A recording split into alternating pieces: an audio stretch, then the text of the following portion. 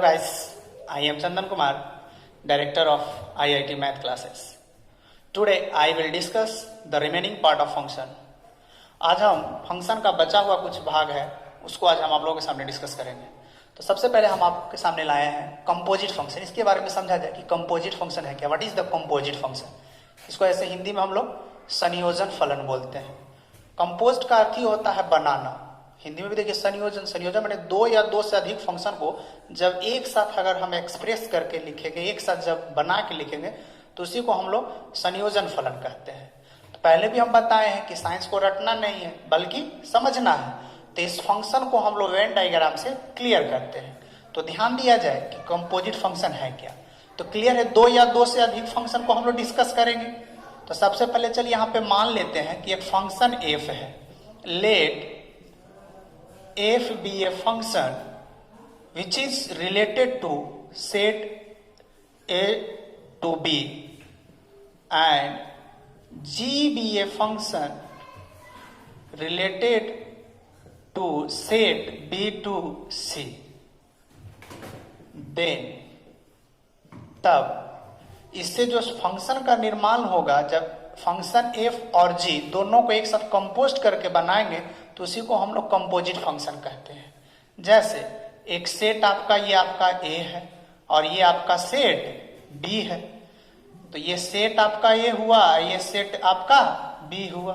तो जैसा कि यहाँ पे आपका कह रहा है कि देखिए फंक्शन f है वो किससे रिलेट हो रहा है, सेट a से सेट b की ओर, यानी इसको आप एसोसिएट करा दीजिए सेट a को सेट b से, इसी को हम लोग f कहेंगे। अब function g from set b to set c, तो ये आपका हो गया फंक्शन g जो किसे एसोसिएट कर रहा है, from b to set c। अब देखिए यहाँ पे समझने वाली बात यह है, इससे जो फंक्शन बनेगा, जो न्यू फंक्शन का निर्माण होगा उसी को हम लोग कंपोजिट फंक्शन कहेंगे ऑब्वियसली।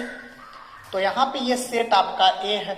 तो सपोज दैट सेट a में इनपुट में अगर हम x डालें तो ये फंक्शन f इसको नाम दिया गया है। तो जब x डालेंगे तो f फंक्शन है, तो ये जो रिजल्ट हमें मिलेगा वो क्या मिलेगा, fx मिलेगा। और जो fx है वो फंक्शन g का जो है ये आपका डोमेन होगा। ये इनपुट का काम करेगा किसके लिए, फंक्शन g के लिए। तो जैसे ही हम फंक्शन g में fx को पुट करेंगे, वैल्यू को पुट करेंगे, तो जाहिर सी बात है कि आपका जो रिजल्ट आएगा वो f ऑफ gx आएगा।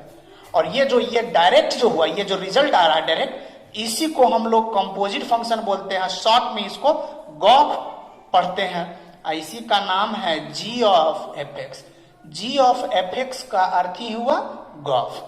फिर आगे चल के हम इस पे एग्जांपल देंगे। जब क्वेश्चन जैसे ही डिस्कस करेंगे तो ये सारा कंफ्यूजन दूर हो जाएगा, सारी बात 100% समझ में आएगा। फिर जैसे आगे देखिए, अब इसी चीज को अगर रिवर्स करके लिखा जाए, अगर सेकेंड पॉइंट यही कह दिया जाए कि function g from a to b and function f from b to c, यानी फंक्शन g है जो a से b की ओर रिलेट कर रहा है, अब फंक्शन f जो आपका है वो b से c की ओर रिलेट कर रहा है। तो इससे जो कंपोजिट फंक्शन बनेगा उसका नाम क्या होगा, क्लियर है। देखिए इसको वेन डायग्राम से, जैसे उसी तरह से a आपका सेट a हुआ, ये सेट आपका b हुआ, ये सेट a है और ये सेट आपका b है।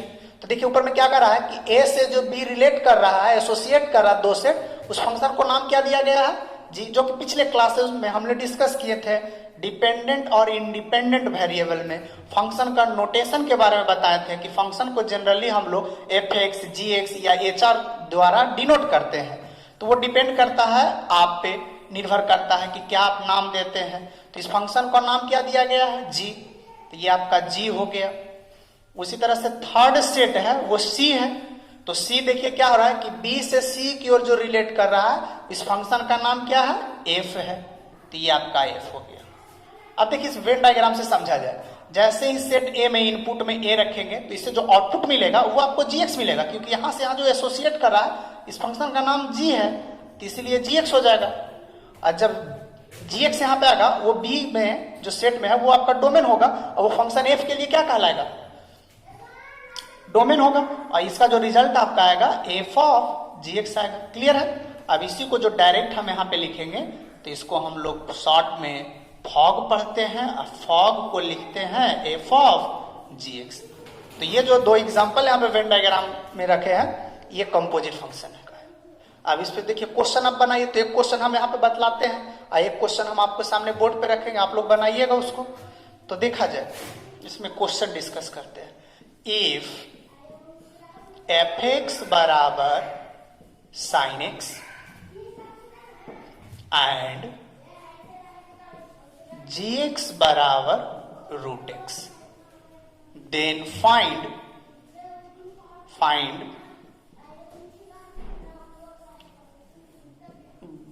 Gauff and fog. ये आपको निकालना है। तो हम बार बार बोलते हैं क्लास में भी कि मैथ का क्वेश्चन जब भी बनाना है तो 3 प्रोसेस से गुजरना होगा। पहले क्वेश्चन को पढ़िए, समझिए, उसके बाद क्वेश्चन को बनाइए।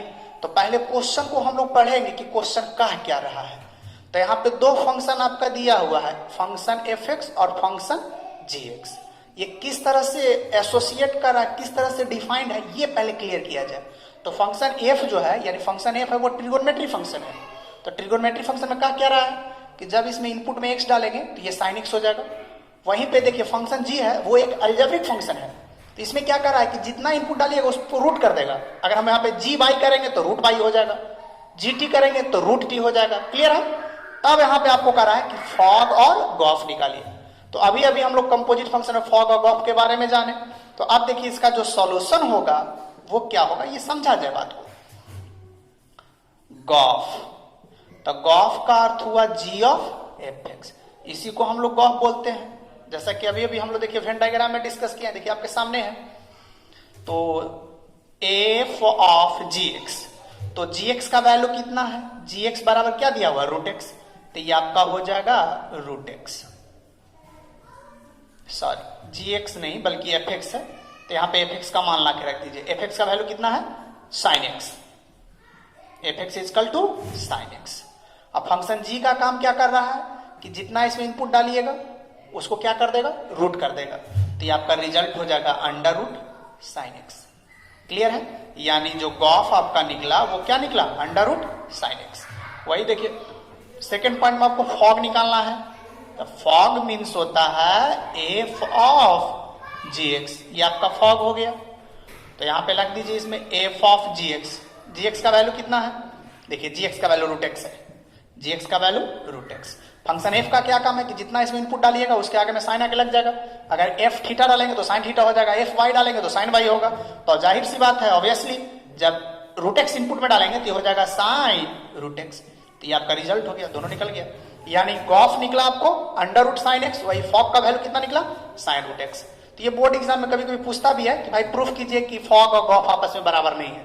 तो क्लियर देख लीजिए फॉग का वैल्यू कितना है, root under root sine X, जबकि वही फॉग का वैल्यू साइन रूट एक्स आया। तो क्या ये दोनों वैल्यू आपस में बराबर है, नहीं। यानी fog is not equal to gof, ये दोनों आपस में बराबर नहीं है। कोई कंफ्यूजन? अब इस पे देखिए एक क्वेश्चन आप लोग बनाइएगा। जैसे दिया हुआ है जी एक्स बराबर 8x³ एंड एफ एक्स बराबर x के power 1/3, then find fog and gof. ये आप लोगों को निकालना है, ठीक है? यहां तक क्लियर है? तो यहां तक आप लोग उतार लीजिए और क्वेश्चन को आप लोग बना के दिखाइएगा, ठीक है? Clear? Pause the video and note it down. अब आगे देखा जाए, ये जो कंपोजिट फंक्शन से रिलेटेड एक क्वेश्चन दिए थे, इस क्वेश्चन को सॉल्व कीजिए। ये क्वेश्चन बनेगा कैसे, ध्यान दीजिएगा। तो हम अक्सर बोलते हैं कि क्वेश्चन को रट्टा नहीं मारना, बल्कि क्वेश्चन को पहले समझना है उसके बाद बनाइएगा, ठीक है? तो ये जो क्वेश्चन आपके सामने दिया हुआ है, अगर आप चाहते हैं मैथ सीखना तो पहले आप लोग प्रयास कीजिए, फर्स्ट अटेम्प्ट आप लोगों को होना चाहिए। इसलिए क्वेश्चन को यहाँ पे पॉज करके वीडियो को पहले आप लोग प्रयास कीजिए। अगर क्वेश्चन ना बने तब फिर वीडियो को आगे बढ़ा करके देखिएगा। चलिए देखा जाए इसको क्वेश्चन का सॉल्यूशन कैसे होगा। तो आप लोगों को निकालना क्या, पहले क्वेश्चन को पढ़ लीजिए।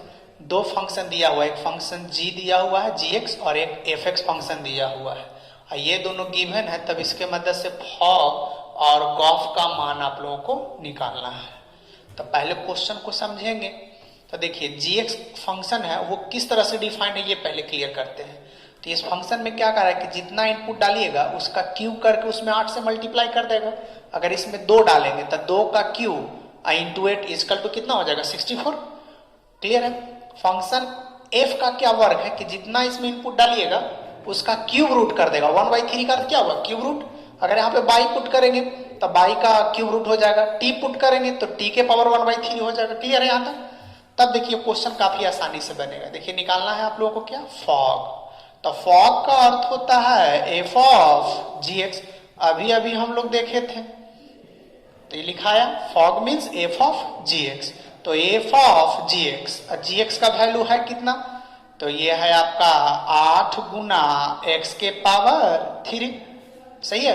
अब देखिए यहाँ पर जीएक्स का वैल्यू जो है ये हो गया। अब ये फंक्शन में इनपुट में क्या रखाया 8 गुना एक्स के पावर 3। तो फंक्शन एफ का क्या काम है कि जितना इनपुट में डालिएगा उसका पावर 1/3 कर देगा। तो इसमें इनपुट में क्या है 8x के पावर 3, तो इस पे पावर हो जाएगा 1/3। 1/3 का अर्थ हुआ घनमूल क्यूब रूट। तो 8 का घनमूल हो गया 2 और x के पावर 3 का घनमूल हो गया x। तो ये निकल गया आपका क्या चीज फॉग। ये आपका हो गया फॉग। उसके बाद क्या निकालना है गॉफ निकालना है। तो गॉफ मीन्स होता है g of F X. G of F X इसी को हम लोग क्या बोलते हैं गॉफ बोलते हैं। तो देखिए g और एफ एक्स का मान कितना है तो देखिए एफ एक्स का वैल्यू है x के पावर 1/3। तो यहाँ पे रख दीजिए इस वैल्यू को। अब फंक्शन g का क्या काम है कि जितना इसमें इनपुट डालिएगा अभी भी बताएं जितना इनपुट डालिएगा उसका क्यूब करके उसमें 8 से मल्टीप्लाई कर देगा।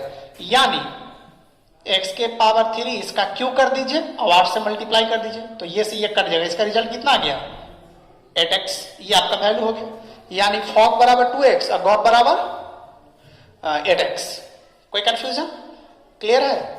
चलिए पिछले क्लास में ऑड फंक्शन और इवन फंक्शन हम किसे कहेंगे, किस कंडीशन में हम फंक्शन को ऑड बोलेंगे और किस कंडीशन में हम फंक्शन को इवन फंक्शन बोलेंगे। तो चलिए बारी बारी से दोनों पॉइंट को हम लोग क्लियर करते हैं।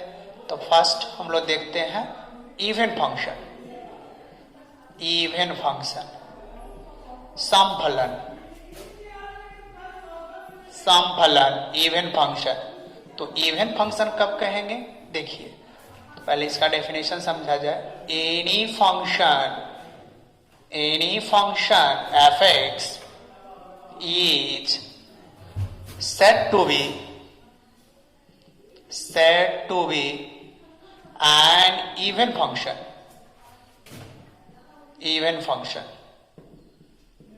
if। तो इवन होने का कंडीशन क्या है ध्यान दीजिएगा। जब कोई फंक्शन एफ एक्स और एफ माइनस एक्स अगर ये दोनों बराबर रहता है तो उस कंडीशन में हम फंक्शन को इवन बोलेंगे। यानी जब हम फंक्शन में x के स्थान पे -x वैल्यू डालें और फिर भी वो दोनों कंडीशन में मान अगर आपस में बराबर आ जाए तो उस कंडीशन में उस फंक्शन को हम लोग इवन फंक्शन बोलेंगे। ठीक है। यानी इवन होने का कंडीशन क्या है एफ एक्स बराबर एफ माइनस एक्स, ये इवन फंक्शन होगा। सेकेंड पॉइंट ऑड फंक्शन हम लोग कब कहेंगे विषम फलन। ऑड फंक्शन विषम फलन।